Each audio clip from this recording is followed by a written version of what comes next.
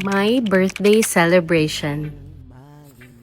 The day before nga ng birthday ko ay may pa-surprise flowers ang aking asawa. At gustong-gusto niya talaga yung ganyan, yung hindi ako prepared, haggard, ganon. Obvious naman sa reaction ko, diba? Pero kinikilig na ako talaga niyan. Syempre, konting arte-arte. Kunwari ayaw pa, pero gusto rin. Ayan, tinatry niya pa talaga mag-ayos. Akala mo talaga may magbabago. Inayos pa talaga niya ang kanyang mom hair. Sige, go girl, ayusin mo yan. Ayan, kinikilig talaga siya, oh. Super na-appreciate ko nga yan kasi hindi ko talaga ina-expect kasi yan. Sabi lang niya, magluluto siya for my birthday. Tinanong niya ako ano yung mga gusto ko. Kasi sabi ko, gusto ko mag-order ng lechon. Tapos sabi niya, no need, ako na ang gagawa. O, diba? So, eto, ipapakita ko sa inyo. Talagang effort na effort siya. Una, pinrepare niya yung pang lechon belly. Ayan, nilagay niya nga sa hot pot. Smart pot. Ano ba? Para nga talagang tender na tender siya. Ayan, nilagyan niya na ng mga pampalasa at sobrang bango sa bahay habang yan ay kumukulo. I-pat dry daw pagkakulo. Ganyan. Pagkatapos, parang bubutas-butasan niya nung gamit yung tinidor. At talagang naririnig pa si Johan sa background ng aking voiceover. Gusto niya makisali. Next, inihaw na baboy sa kawali na parang gagawin niyang salad, ganun. Grilled pork salad daw, yun yung atake. So, nag-prepare siya dyan ng onion, red onion. After nyan is cucumber, pagsasama-samahin lang yan sa bowl. Super sarap nga nyan, guys. Promise. Masarap yung ganyan, madaming cucumber, tapos madaming suka. Sarap. So, pagkatapos ng cucumber, paghahaluin nga lang sa bowl, paulit-ulit. And then, nag-add siya ng pepper, konting sugar, and then the lemon. So, kahit may suka, meron ding lemon. Tapos, konting sugar para mag-balance lang siya to taste. Napadami nga daw yung lagay niya dyan ng suka. Ayan yung liempo, pinapatuyo lang yan para magmukha siyang inihaw after. O, diba?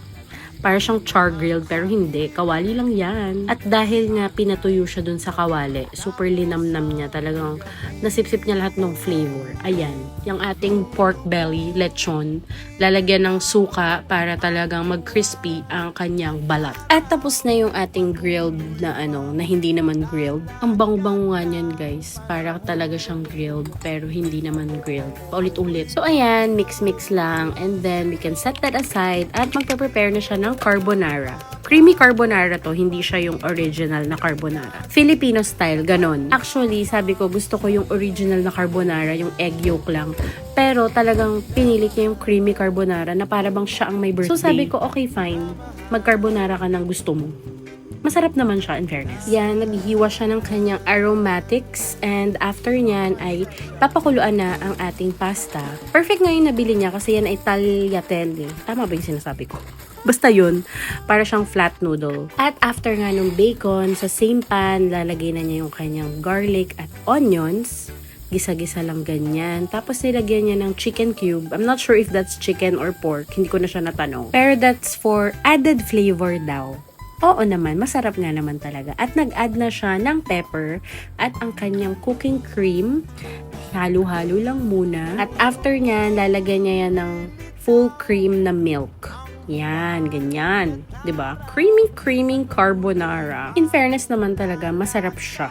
Pero sabi ko nga, gusto ko talaga gumawa nung egg yolk lang, yung original na carbonara.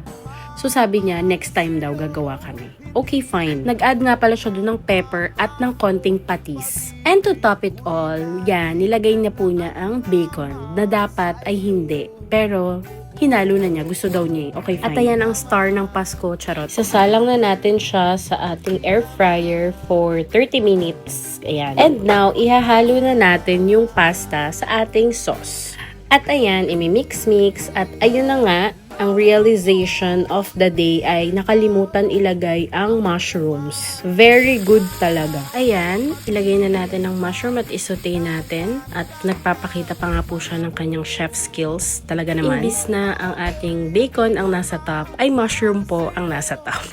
And then, ayan na, kainan na ng carbonara, luto na. Ang daming cheese, ang sarap talaga. At ang star ay luto na, sound check. Yes. Yes. Napakalutong po. Yes, opo. Ilipat na natin ang ating lechon belly sa chopping board at simulan na ang pagcha-chop. Ayan! Perfect! Thank you so much, husband ko. Yes naman, ang sweet. Thank you so much sa pag-aabala at pagluluto for my birthday dinner. Kainan na! Best birthday ever.